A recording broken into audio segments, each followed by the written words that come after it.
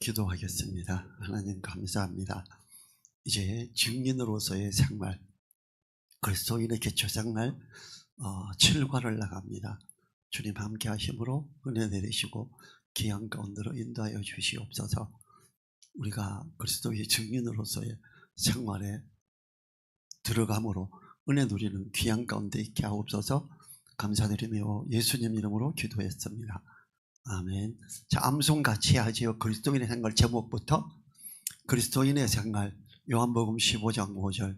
나는 포도나무요 너희는 가지니 저가 내 안에 내가 저 안에 있으면 이 사람은 과실을 많이 맺나니 나를 떠나서는 너희가 아무것도 할 수 없음이라. 두 번째, 하나님의 말씀에 의한 생활, 사도행전 20장 32절. 지금 내가 너희를 주와 및 그 은혜의 말씀께 부탁하노니 그 말씀이 너희를 능히 든든히 세우사 거룩해 하심을 입은 자들 가운데 기업이 있게 하시리라. 사도행전 20장 32절. 하나님의 성령에 의한 생활, 로마서 8장 14절. 무릇 하나님의 영으로 인도함을 받는 그들은 곧 하나님의 아들이라. 로마서 8장 14절 말씀. 믿음에 의한 생활, 고린도후서 5장 7절. 이는 우리가 믿음으로 행하고 보는 것으로 하지 아니함이로라. 고린도후서 5장 7절. 사랑에 의한 생활, 요한일서 4장 11절. 사랑하는 자들아 하나님이 이같이 우리를 사랑하셨은즉 우리도 서로 사랑하는 것이 마땅하도다. 요한일서 4장 11절. 그리스도인의 교제하는 생활, 요한일서 1장 7절. 저가 빛 가운데 계신 것 같이 우리도 빛 가운데 행하면 우리가 서로 사귐이 있고 그 아들의 피 예수 피가 우리를 모든 죄에서 깨끗하게 하실 것이요. 요한일서 1장 7절 말씀. 자, 7과 증인으로서의 생활, 베드로전서 3장 10절 같이 읽어요. 너희 마음에 그리스도를 주로 삼아 거룩하게 하고 너희 속에 있는 소망에 관한 이유를 묻는 자에게는 대답할 것을 항상 예비하되 온유와 두려움으로 하고. 자, 첫 번째 질문, 다른 사람들에게 그리스도를 전하기 전에 해야 할 일은 무엇입니까? 그리스도를 전하기 전에 해야 할 일은 그리스도를 주로 삼아 거룩하게 하는 겁니다. 주님을 더 알아가는 것이요. 자, 너희 속에 있는 소망이란 무엇입니까?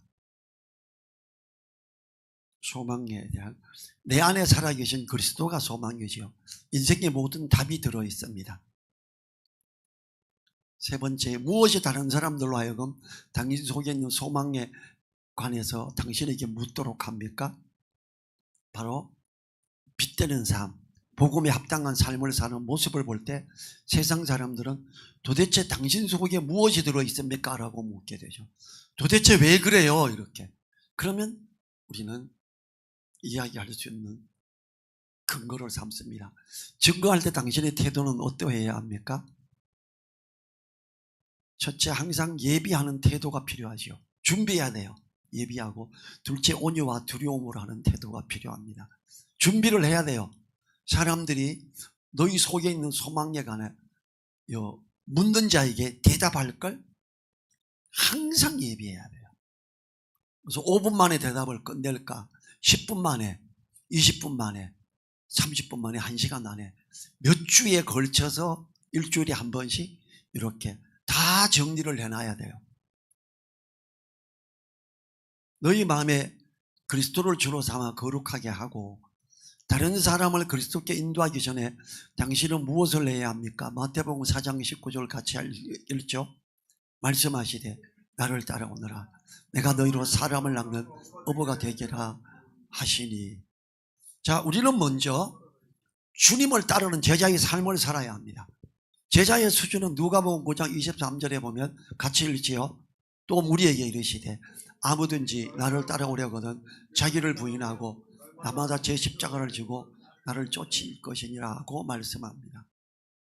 이러한 삶을 사는 사람으로 키우는 것이 제자 훈련이에요.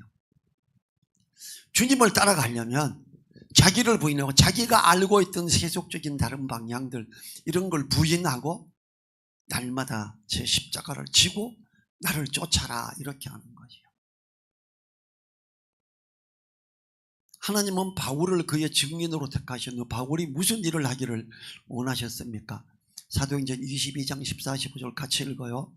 그가 또 가로되 우리 조상들의 하나님이 너를 택하여 너로 하여금 자기 뜻을 알게 하시며 저 의인을 보게 하시고 그 입에서 나오는 음성을 듣게 하셨으니 내가 그를 위하여 모든 사람 앞에서 너의 보고 들은 것에 증인이 되리라.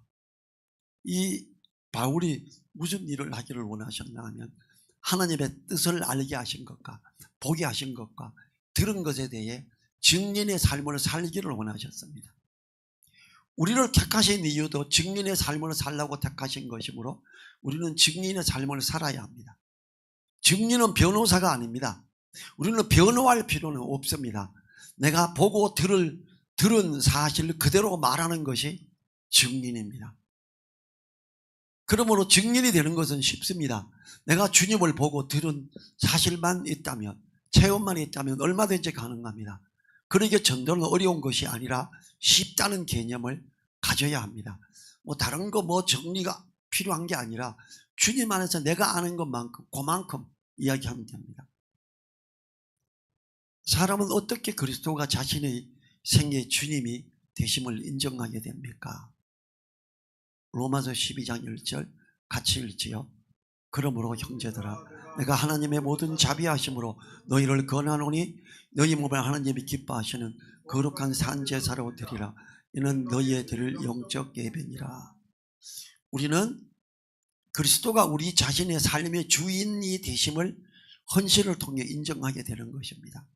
헌신된 삶을 사는 자가 순종의 사람이고 순종의 사람이 그리스도가 자신의 삶을 주님이 되심을 인정하는 거지요. 그러므로 먼저 증거하는 삶을 살기 전에 우리 마음에 그리스도를 주로 삼아 거룩하게 해야 합니다. 그리스도를 따르는 삶을 살아야 하지요.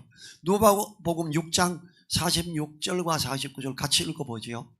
너희는 나를 불러 주여 주여 하면서도 어찌하여 나의 말하는 것을 행치 아니하느냐. 듣고 행치 아니하는 자는 주초 없이 흙 위에 집 지은 사람과 같으니 탕류가 부딪히며 집이 곧 무너져 파괴됨이 심하니라 하시니라. 우리는 주님을 인정하고 그 주님이 우리 삶의 주인이 되도록 우리 마음 중심에 모시며 가야지요. 대답할 것을 항상 예비해야 돼. 사람들은 무엇을 보고 당신과 그리스도와의 관계에 대해 묻게 됩니까? 마태복음 5장 16절 같이 읽어보죠. 이같이 너희 빛을 사람 앞에 비치게 하여 저희로 너희 착한 행실을 보고 하늘에 계신 너희 아버지께 영광을 돌리게 하라. 우리들의 착한 행실을 보고 그리스도와의 관계를 묻게 됩니다. 빛된 착한 행실의 생활을 함으로 삶을 통해 증거해야 됩니다. 맨날 손해보는 것 같은데 왜 그러지? 왜 그래요? 그럴 때 주님 안에서 내가 이러이러한 은혜를 누렸다는 걸 복음을 이야기할 수 있는 기회가 되지요. 5번 하나님을 증거할 수 있는 또 다른 방법은 무엇입니까? 시편 107편 2절 같이 읽어요. 여호와께 구속함을 받은 자는 이같이 말할지어다. 여호와께서 대적의 손에서 저희를 구속하사. 이 복음의 말씀을 입으로 말하여 증거해야 됩니다. 여호와께 구속함을 받은 자는 이같이 말할지어다 그래요. 여호와께서 대적의 손에서 저희를 구속하자. 이런 걸 말로 하라는 거예요. 말로 하나님을 증거할 수 있죠. 사람 앞에 빛으로서 그리고 또 말로써. 당신은 다른 사람들에게 무엇을 말해 주어야 합니까? 사도행전 4장 20절 같이 읽지요. 우리는 보고 들은 것을 말하지 않을 수 없다 하니. 예수님에 대해 말씀을 통해서나 들어서 아는 것들을 말하면 됩니다. 직접 알고 겪은 것들을 간증으로 준비해야 됩니다. 간증의 내용은 첫 번째, 예수님을 믿기 전에 나의 상태. 두 번째, 믿게 된 경위. 세 번째, 믿고 난 후의 변화. 네 번째, 나의 신앙의 고백이 있어야 됩니다. 이 간증은 약 3에서 5분이 가장 적절합니다. 너무 오래 하면 오히려 역효과가 납니다. 특별히 나를 아는 사람, 간증을 하면서 전도하는 것이 효과적입니다. 내가 이러이러했다. 간증의 내용은 1, 2, 3, 4 이렇게 내용으로 한 3분에서 5분 정도짜리를 준비해 두시면 복음을 전하는 기틀에 그게 되지요. 7번 넘어갑니다. 당신은 로마서 10장 1절에 나타난 바울의 본을 어떻게 따를 수 있겠습니까? 로마 10장 1절 같이 읽어요. 형제들아, 내 마음에 원하는 바와 하나님께 구하는 바는 이스라엘을 위함이니 곧 저희로 구원을 얻게 함이라. 사도 바울의 태도와 자세를 본받아 전도할 대상자를 위해 간절히 기도해야 하는 겁니다. 바울은 이스라엘 백성들이 저 율법에만 빠져 있지 말고 제발 주님을 알아야 되는데, 그 사랑의 은혜를 알아야 되는데 하고 기도하고 했어요. 그래서 간절히 기도하자. 전도할 대상자를 위해 간절히 기도하자 이거지요. 8번째요. 하나님께서는 당신에게 증거의 삶을 살 수 있는 능력을 주셨습니다. 어떻게 주셨습니까? 사도행전 1장 8절 같이 읽어요. 오직 성령이 너희에게 임하시면 너희가 권능을 받고 예루살렘과 온 유대와 사마리아와 땅끝까지 이르러 내 증인이 되리라 하시니라. 자, 하나님께서는 우리에게 증거의 삶을 살 수 있도록 성령의 권능을 주셨습니다. 전도는 내가 하는 게 아니라 나를 통하여 성령께서 하십니다. 그러므로 우리는 순간순간 성령의 능력을 의지해야 합니다. 그리고 성령께서 나를 도울 수 있도록 준비해야 합니다. 기도하시고 성령의 은혜로 말미암아 권능으로 말미암아 복음을 담대하게 증거하게 해 주십시오 해야지요. 자, 우리나라에서는 어때요? 성령이 임하면 주로 뭐 방언한다 막 이래. 성령이 임하면 그 권능으로 말미암아 막 주여 그러면 넘어뜨린다 이런 말을 해요. 성령이 임하면 권능을 받는데 복음을 전하게 된다는 거예요.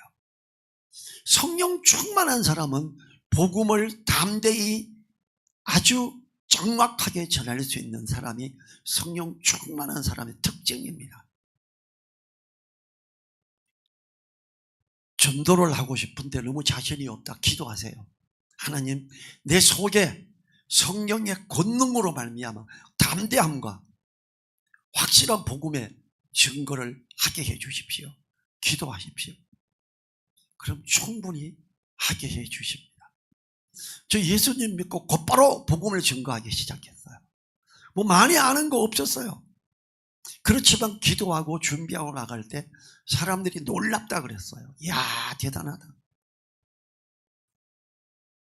기도하고 준비하니까 복음 전도 성경 공부 교재를 22살에 만들게 하더라고요.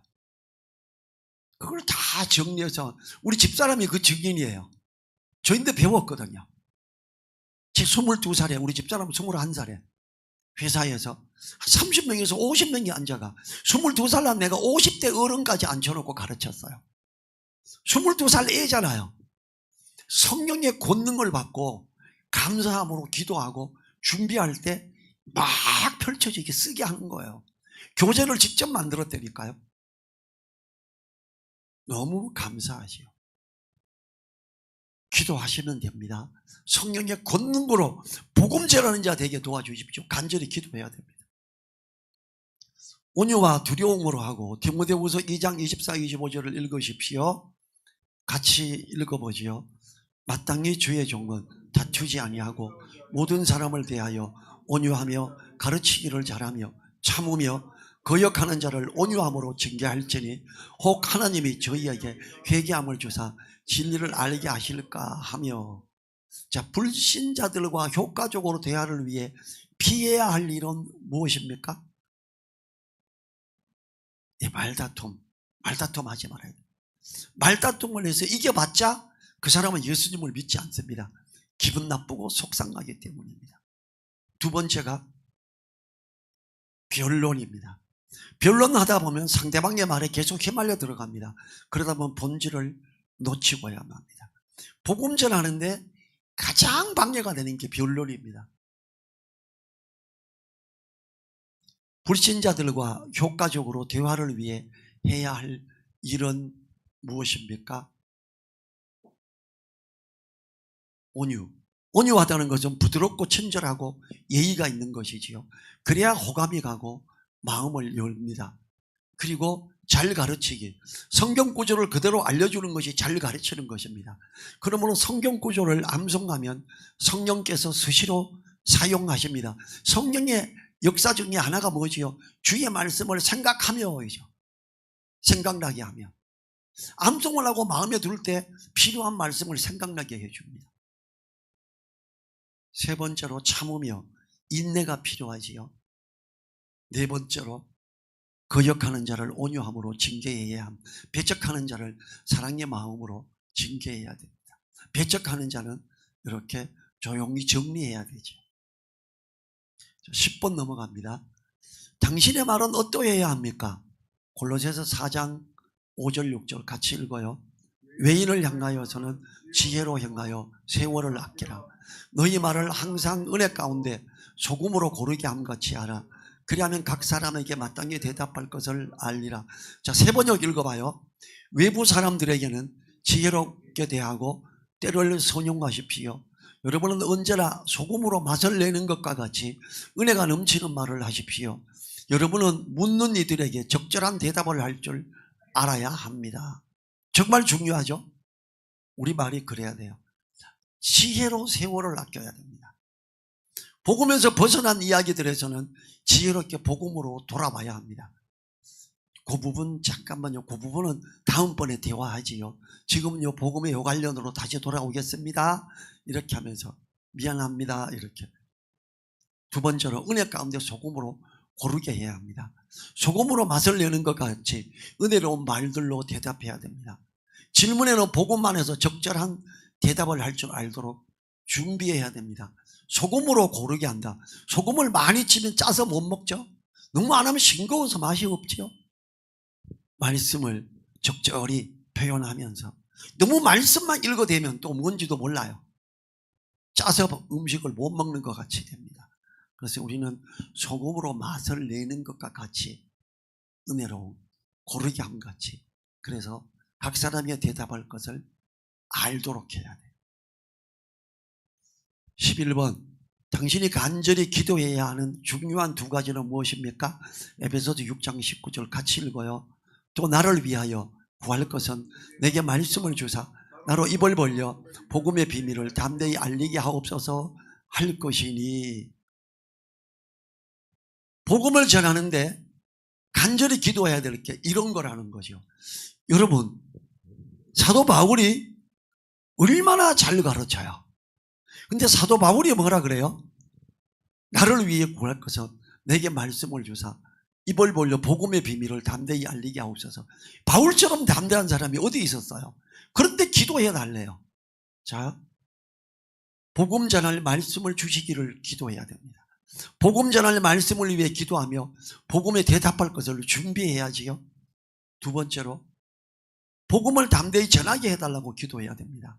먼저 복음을 전할 대상을 정해야 합니다. 그리고 복음을 담대히 전하기 위해 주저하지 말고 만나야 합니다. 이게 없으면 아무것도 못하게 되는 거죠. 우리는 이 기도를 해야 돼요. 항상. 자, 담대히 알리게 하시옵소서. 제가 복음을 전하고 노방전도를 하고 버스칸에서 매일 외치고 2년을 하루도 쉬지 않고 했거든요. 그런데도 복음 전할 때마다 기도해요. 담대함을 달라고. 그때 외계도 성경의 형제 자매들이 그랬어요. 형제님이 담대하게 해달라고 그러면 형제님 얼마나 담대해요? 내비게이터 전지에서 최고로 담대한 사람이 그들이 보기에 저였어요. 근데 저도 쫄 때가 있어요. 그럼 담대하게 해달라고 기도하는 거예요. 복음을 1대1로 전할 때도 똑같아요. 담대하게 해달라고 기도해야 돼요. 전할 말씀을 달라고 기도해야 돼요. 그날 핵심 말씀이, 복음의 내용은 똑같지만 중심적으로 가야 되는 말씀의 필요성 정말 중요합니다. 감동을 주는 그 말씀을 나눌 때 사람이 이렇게 같이 한 마음이 될 수 있어요. 자, 적용입니다. 전도를 위한 당신의 계획을 진행시켜 보십시오. 같이 읽어요. 너희 마음에 그리스도를 주로 삼아 거룩하게 하고 너희 속에 있는 소망에 관한 이유를 묻는 자에게는 대답할 것을 항상 예비하되 온유와 두려움으로 하고. 자, 당신이 복음을 증거할 수 있는 대상을 한 사람 이상 써보십시오. 한 명은 누구, 두 번째는 누구, 한번 써보세요.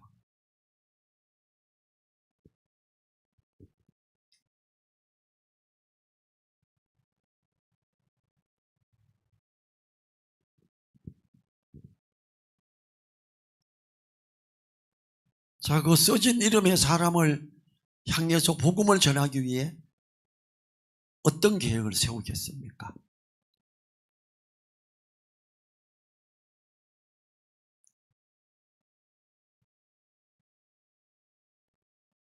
저는 옛날에 79년도, 80년도, 81년도 이때 항상 82년도까지 복음 전할 때는 항상 제과점에 모시고 가서 빵 사주고 우유 사주면서 같이 먹어서, 그때 당시에 제과점에서 빵 우유 넣고 먹는 건 굉장히 고급이었어요. 79년도 80년도 이게 얼마나 비싼 거였는데요.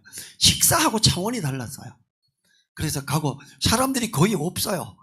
그럼 가서 앉아가지고 제과점에서 빵 대접하고 앞에 접시에 빵 몇 개 넣고 우유 한 잔 넣고 그 다음에 써가면서 복음을 전했습니다.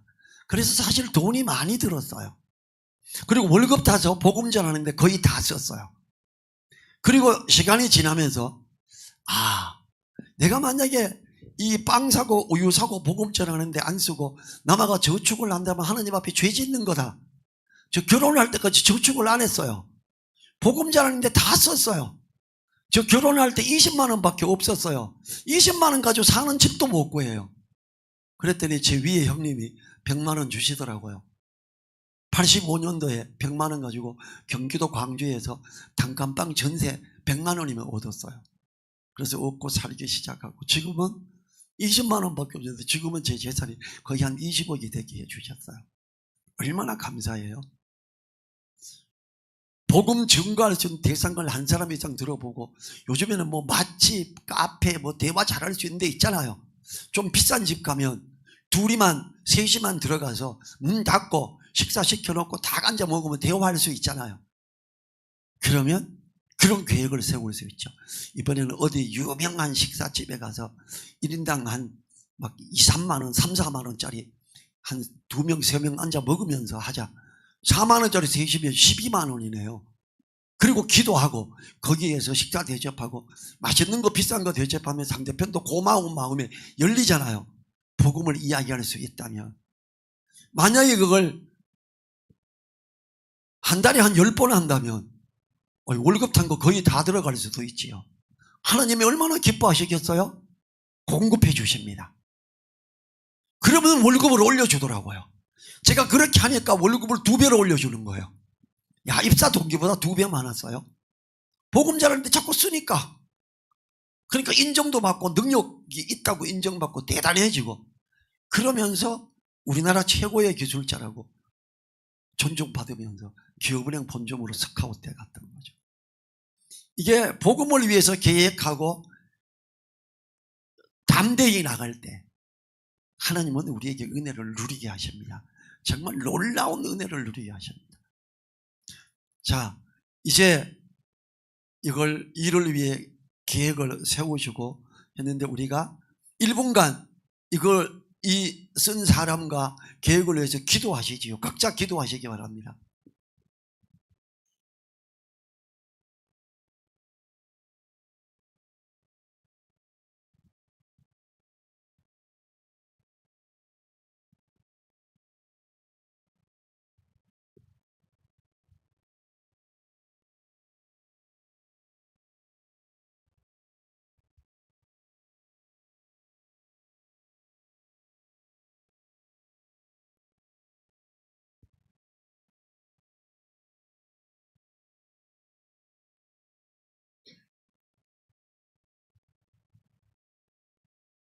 자, 이제 다시 암송하는 걸로 넘어갑니다. 암송 제목부터 같이 하지요. 그리스도 안의 생활, 요한복음 15장 5절. 나는 포도나무요 너희는 가지니 저가 내 안에 내가 저 안에 있으면 이 사람은 과실을 많이 맺나니 나를 떠나서는 너희가 아무것도 할 수 없음이라. 요한복음 15장 5절. 두 번째, 하나님의 말씀에 의한 생활. 사도행전 20장 32절. 지금 내가 너희를 주와 및 그 은혜의 말씀께 부탁하노니 그 말씀이 너희를 능히 든든히 세우사 거룩히 하심을 입은 자들 가운데 기업이 있게 하시리라. 사도행전 20장 32절. 그 다음요, 하나님의 성령에 의한 생활. 로마서 8장 14절. 무릇 하나님의 영으로 인도함을 받는 그들은 곧 하나님의 아들이라. 로마서 8장 14절. 믿음에 의한 생활. 고린도후서 5장 7절. 이는 우리가 믿음으로 행하고 보는 것으로 하지 아니함이로라. 고린도후서 5장 7절. 사랑에 의한 생활. 요한일서 4장 11절. 사랑하는 자들아 하나님이 이같이 우리를 사랑하셨은즉 우리도 서로 사랑하는 것이 마땅하도다. 요한일서 4장 11절. 그리스도인의 교제하는 생활. 요한일서 1장 7절. 제가 빛 가운데 계신 것 같이 우리도 빛 가운데 행하면 우리가 서로 사귐이 있고 그 아들 예수의 피가 우리를 모든 죄에서 깨끗하게 하실 것이요. 요한일서 1장 7절. 증인으로서의 생활. 베드로전서 3장 15절. 너희 마음에 그리스도를 주로 삼아 거룩하게 하고 너희 속에 있는 소망에 관한 이유를 묻는 자에게는 대답할 것을 항상 예비하되 온유와 두려움으로 하고. 베드로전서 3장 15절. 기도하겠습니다. 하나님 감사합니다. 오늘 증인으로서의 생활에 대해서 살펴봤습니다. 우리가 복음을 전하는 자로 있게 도와주십시오. 담대하게 복음을 말할 수 있도록 은혜 내려주십시오. 성령의 권능으로 말미암아 복음을 명확하게 준비하고 또 성령께서 말씀을 생각나게 하는 걸 따라 복음의 핵심의 부분을 그 대화의 말씀들을 생각하고 담대히 복음을 전하는 우리 되게 하여 주십시오. 그리하여 다른 사람들에게는 하나님의 사랑을 누리게 하고 우리는 또 하나님의 은혜를 더 누리게 하옵소서. 간절히 부탁드리며 우리를 사랑하시는 예수님 이름으로 기도했습니다. 아멘. 수고하셨습니다.